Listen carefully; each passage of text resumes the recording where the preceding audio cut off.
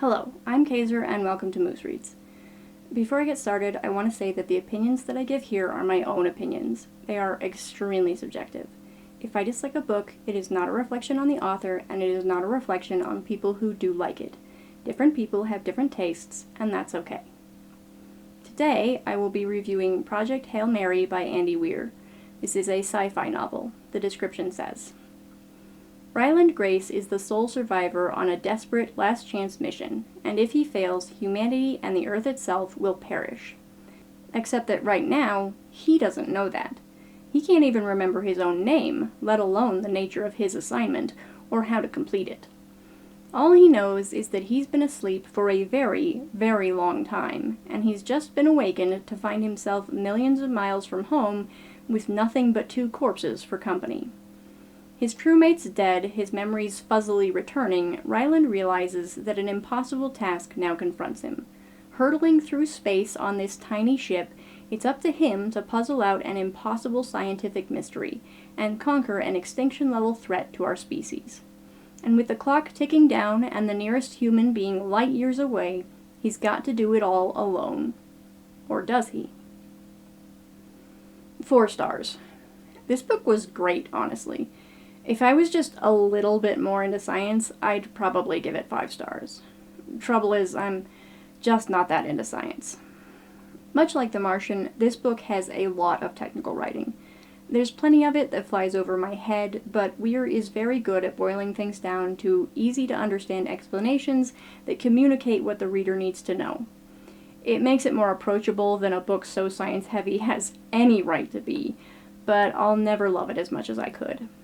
This book is sort of dual timelines, as we follow Grace as he carries out his mission, but occasionally drop back to how it began as he recovers his lost memories. If you don't like dual timelines or flashbacks, this probably isn't the book for you. I do feel like the transitions felt a bit clunky now and then, but for the most part, I thought it was handled well. I only have one real complaint, and it's honestly just nitpicking based on my own storytelling sensibilities. It doesn't really impact the story in any real way, it's just a case where I thought I saw where we were going with something, and we ended up not going anywhere with it. We didn't need to, it wasn't necessary for the story being told, but I still would have liked to see it.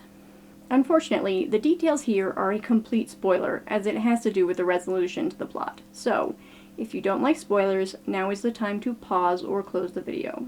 For everyone else, let's talk details. So, initially Grace is brought onto the project because he once wrote a paper postulating that water wasn't necessarily required for life to form. We evolved based on water, but that doesn't mean that all life would have to be the same. He was more or less laughed out of the field and became a middle school science teacher instead. Now humanity has encountered an alien species that is eating the sun, and it seems maybe it isn't water-based, so they call Grace. Eventually, he figures out that the alien, called astrophage, is in fact water-based, shooting his theory to hell, but by then he's invested, so he continues to study the astrophage and more or less becomes the leading expert in it.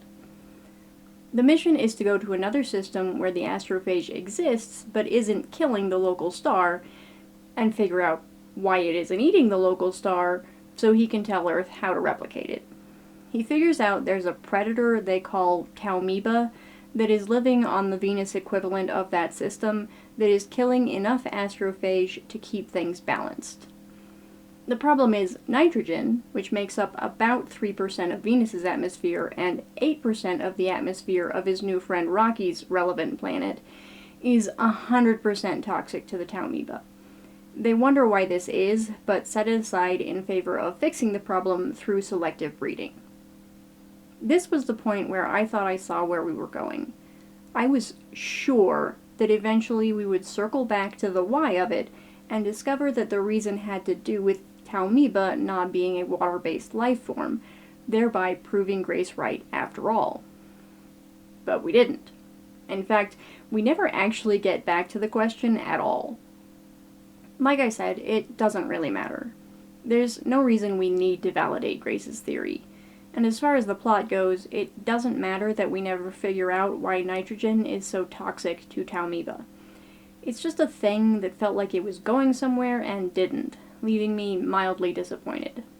Possibly it's just the disappointment of guessing wrong. That's all I have to say about Project Hail Mary.